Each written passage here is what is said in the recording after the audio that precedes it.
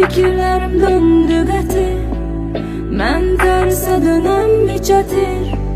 Nəfəs alan bir daş kimiyəm. Bunun ölümlə fərqi nədir?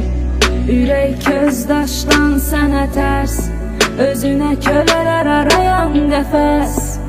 Mənə eşq pıçıldayan o səs.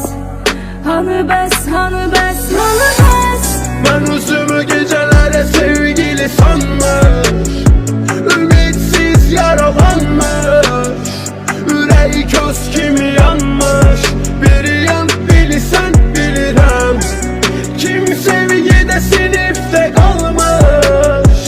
Min doğru bir yanlış, her yalana inanmış. Biri sen bilsen bilirim, ne kadar yaram var, yüreğini koparır adamlar. Ona göre sarhoş adamlar, İçeri her şey bir ümit aktarar, eşk ile her şeye. Ama sen gel olmaz yaramda, yüzüme gülümse yalanlar.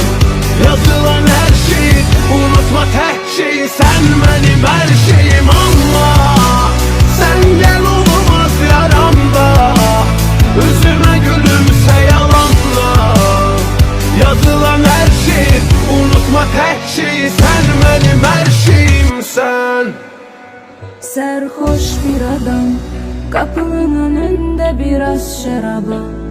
Özünü ölümdən daşıyır adam. Ürəyi dəmirdən daşdı ya da nə yaşayır adam bilməz. Gecə yata bilə mənim dərdimdən, anlamaz ki dərdim nə. Mənim gecədən fərqim nə, fərqim nə, sənin dərdin nə? Ben üzümü gecelere sevgili sanmış, ümitsiz yaralanmış, yüreği köz kimi yanmış.